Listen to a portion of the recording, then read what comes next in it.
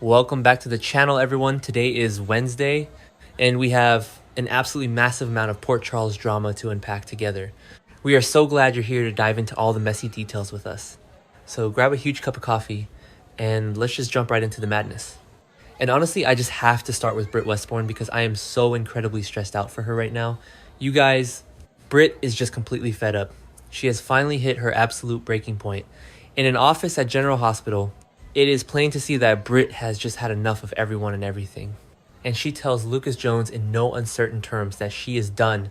She is angry, she is yelling at him, and she literally screams, "I won't do it, Lucas, not anymore." And let's be real, can you blame her? Just look at what this poor woman has been through over the last few weeks. It's actually insane when you map it all out. She is dealing with all the terrifying uncertainty regarding Jason Morgan's fate because he is sitting in WSB custody taking the fall for Rocco Falconeri.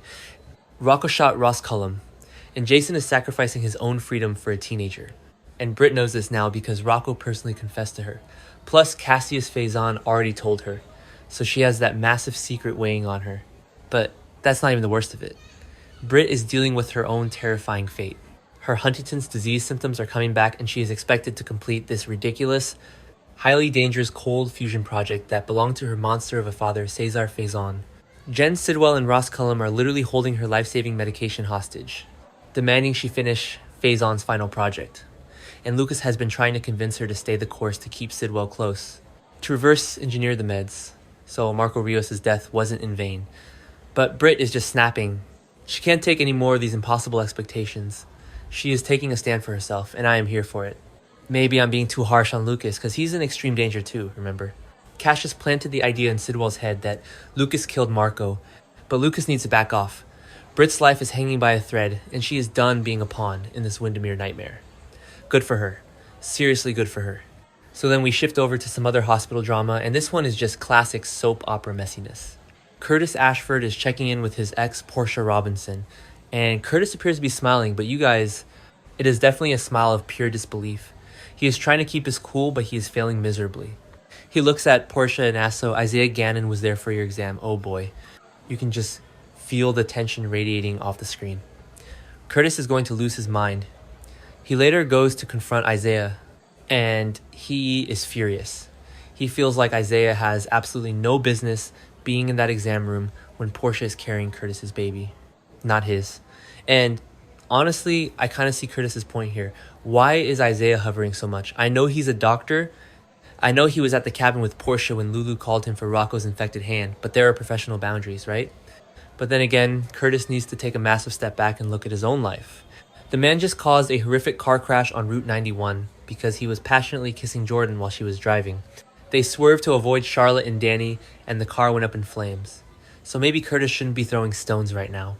He's playing the overprotective, territorial alpha male with Portia and her baby, but his own reckless behavior almost got Jordan killed. It promises to be a very tense conversation between Curtis and Isaiah, and I bet Portia is just going to be exhausted by all of it. She just wants peace. She let Stella convince her to have the whole family decorate the nursery just to keep the peace. And now, these two grown men are going to be barking at each other in the hospital corridors. Typical Port Charles behavior. Who actually believes this is going to end well? Nobody. And speaking of things that are just completely clunky and awkward, let's talk about Cody Bell and Molly Lansing Davis. So Molly has finally been released from General Hospital. She had surgery for her endometriosis, which has been a really emotional and heavy storyline. Dr. Frida Navarro gave her a clean bill of health, which is amazing news. So Cody and Molly stop at Cafe Cherie to celebrate some good news about her book. They had briefly discussed going on a trip together. Remember, Gio and Emma are doing that New York City Broadway trip. So everyone has the travel bug, but it was too late in the day. So Molly suggests they go back to her apartment for a private romantic celebration. Cute, right? But then Cody gets super weird and overprotective when Molly tells him about what Dr. Navarro said regarding physical intimacy. She gives him the green light basically, and Cody looks at her and says, "Sorry, Molly, that's not good enough." Molly looks completely askance at him, and honestly, so did I when I first saw the preview. Like, what on earth is he talking about? But you guys, we have been watching this show for a long time. We know exactly what the writers are doing here. This is the classic misleading promo fake out. Cody isn't rejecting her. He's fumbling his words. He probably means that just casually hooking up isn't good enough anymore because he wants to tell her he loves her. It's clumsy. It's awkward, but it's very Cody. He's a guy who struggles to articulate his deep feelings, and he's probably going to drop the L-bomb right after this confusing statement. Okay, that sounded a bit cynical, but you get what I mean. It's sweet, but they really love to drag out these romantic confessions with terrible dialogue. I just hope Molly doesn't completely misunderstand him and storm out before he can explain himself. Now let's get into the heavy detective stuff, because Dante Falconeri is not playing around today. Dante is having a cup of coffee with Lulu Spencer, and his suspicions are completely on high alert. He looks at incredibly uncomfortable Lulu right in the eye and asks her, "What aren't you telling me? Wow. Just wow." Dante is a cop through and through, and he knows when someone is lying to him, and Lulu is sweating bullets.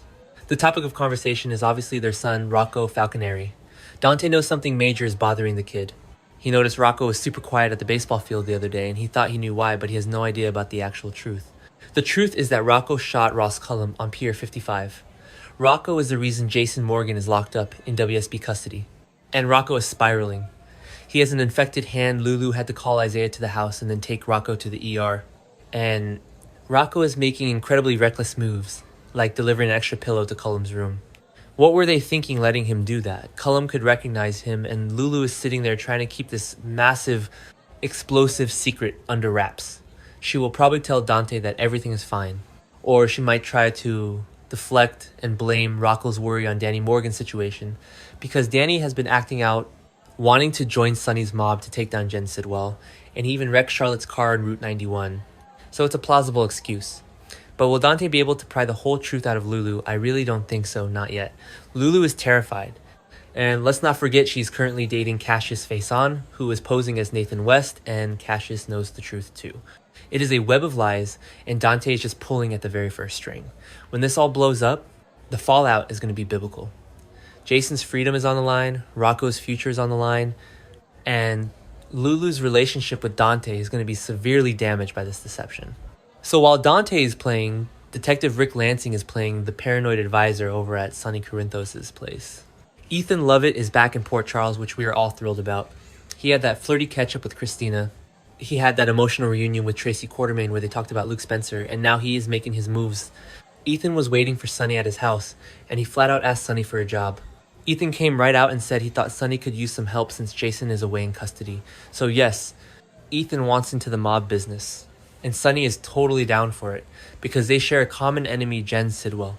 Sidwell tortured Ethan's mother, Holly Sutton, and his brother, Lucky. And Sidwell is currently blaming Sonny for Marco Rios' death and even blaming Sonny for Jordan's car crash. It's a full-on war. But Rick is skeptical. The second Rick saw Ethan in Sonny's house, he looked like he swallowed a lemon. Rick shares his intense suspicions with Sonny. He asks him, "How do we know he wasn't sent to infiltrate your organization?" And you know what? It's actually a fair question. Ethan is a grifter. He's a con artist. He's Luke Spencer's kid. He left a weird voicemail on the pier, and there are theories he might be tied to Delilah Wilson, or even Jacinda Bracken from his time in Australia. Ethan is a wild card. But Sonny, in classic Sonny fashion, chooses to accept the risk. He trusts Luke's son, and he needs soldiers right now. Jason is gone. Danny is being a reckless teenager. And Sidwell is a terrifyingly calm psychopath who is ordering hits left and right. Sonny needs Ethan, but Rick is going to be watching Ethan like a hawk, and I am so ready for the tension between those two. Rick always thinks he's the smartest guy in the room, but Ethan can play anyone. It's going to be a fantastic dynamic to watch unfold. And finally, we have to talk about Jordan Ashford, because my heart is just breaking for her. But she is also terrifying me right now. Jordan is still in General Hospital after her severe car crash with Curtis on Route 91. Remember, she caused the crash because she took her eyes off the road to kiss Curtis, and then she had to swerve to avoid Charlotte and Danny. She has severe injuries. She's worried about permanent physical scars, and she is carrying so much heavy guilt. But today she is absolutely livid. Someone comes to visit her in her hospital room, and she does not want them there. She screams at the top of her lungs, "Get out of my room now." It is a wild, hysterical meltdown. This is obviously someone that she is either deeply afraid of or just plain hates, and she refuses to deal with them. Who could upset Jordan this much? Could it be Jen Sidwell? We know Sidwell is blaming Sonny for the crash, but maybe he figured out Jordan was working undercover against him as his right-hand woman, and he came to gloat or threaten her. That would be terrifying. Or maybe it's Brooklyn Quartermain. Brooklyn confessed to Tracy that she hit the guardrail that night because she was drinking and she fled the scene. If Brooklyn came to Jordan's room to guiltily apologize or fish for information, Jordan might have remembered seeing her car and just completely lost it. Whoever it is, Jordan is screaming enough to call security. But here is the hilarious and tragic part about General Hospital. There is no security. The security cameras haven't even been replaced since Cyrus Renault removed them years ago when he was the head of the hospital. It is a running joke at this point. Anyone can just wander into a patient's room. Ross Cullum is wandering around threatening Britt. Cassius is wandering around. And now some mystery visitor is terrorizing Jordan. It's ridiculous. The writers really need to address the fact that this hospital is the least secure building in the entire state of New York.